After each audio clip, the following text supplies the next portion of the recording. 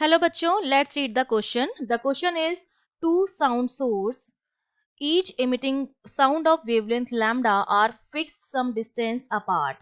A listener moves with a velocity u along the line joining the two sources. The number of beats heard by him per second is. तो basically हमको beat per second निकालनी है, which is your beat frequency. और beat frequency जो होती है वो दो फ्रीक्वेंसी का डिफरेंस होती है.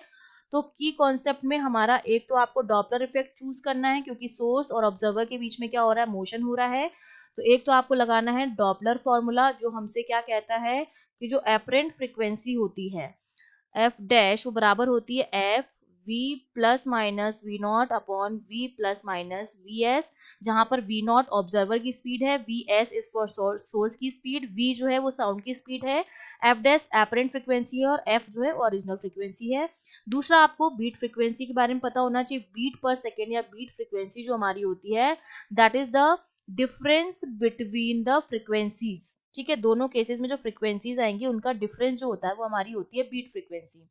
तो देखिए हमारे पास सिचुएशन इस तरह से है, ये दो मेरे पास सोर्स हैं, ये ए है ये बी है, दोनों जो है वो लैम्डा वेवलेंथ की साउंड इमिट कर रहे हैं.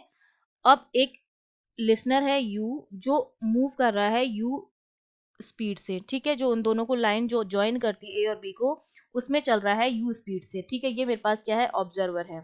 ठीक है, अब ऑब्जर्वर की फ्रीक्वेंसी फ्रॉम ए. ठीक है, अब ए से देखिए ये तो स्टेशनरी है ये भी स्टेशनरी है, तो सोर्स की फ्रीक्वेंसी तो जीरो हो गई.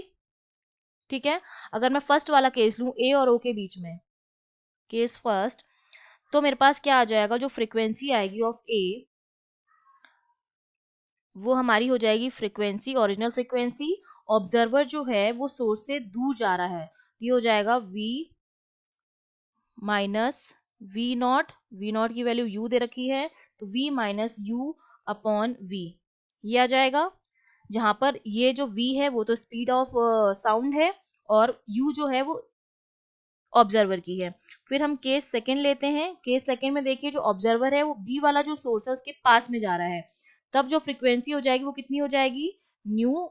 अगर ये पास में जा रहा है तो हमारे पास इसकी वैल्यू जो हो जाएगी वो कितनी आ जाएगी, v plus you upon v हो जाएगा. ठीक है, क्योंकि इस केस में वो क्या जा रहा है, पास में जा रहा है. अब अगर मुझे नंबर ऑफ बीट निकालने हैं तो मुझे दोनों फ्रीक्वेंसी को सब्ट्रैक्ट करना पड़ेगा. अगर मैं बीट फ्रीक्वेंसी निकालूंगी तो मेरी क्या हो जाएगी, b माइनस न्यू ए. ठीक है, यही आएगी हमारी वैल्यू. तो दोनों को जब हम सब्ट्रैक्ट करेंगे तो देखिए ये वैल्यू तो हमारी हो जाएगी 2, ये मेरे पास आ जाएगा v अपॉन न्यू आ जाएगा अपॉन v इंटू यू. तो ये मेरे पास आ जाएगा 2u अपॉन लैम्डा के बराबर, क्योंकि जो लैम्डा होता है वो ये जो u अपॉन v है वो मेरा ये जो सॉरी न्यू अपॉन जो v है वो तो मेरा क्या बन जाएगा, लैम्डा बन जाएगा. 2u के छोड़ के ये जो हो जाएगा न्यू अपॉन v मेरा लैम्डा हो जाएगा, क्योंकि लैम्डा हमारा क्या होता है, f जो होता है वो मेरा v सॉरी लैम्डा जो होता है मेरा वी एफ के बराबर होता है.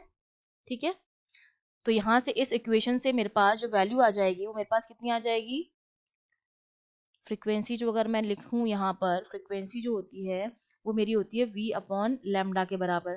तो इससे मेरे पास जो फ्रीक्वेंसी है v अपॉन न्यू जो हो जाएगा, लैम्डा की वैल्यू जो हो जाती है वो क्या हो जाएगी, f अपॉन v. तो ये जो मेरे पास है f अपॉन v की वैल्यू है फ्रीक्वेंसी अपॉन v, तो उसकी जगह मैंने क्या लिख दिया, लैम्डा लिख दिया है हमने 1 अपॉन लैम्डा. तो यहाँ पर ये मेरा हो गया 2u अपॉन लैम्डा के बराबर. तो हमारा आंसर जो हो जाएगा वो हो जाएगा option A. I hope you understood well. All the best.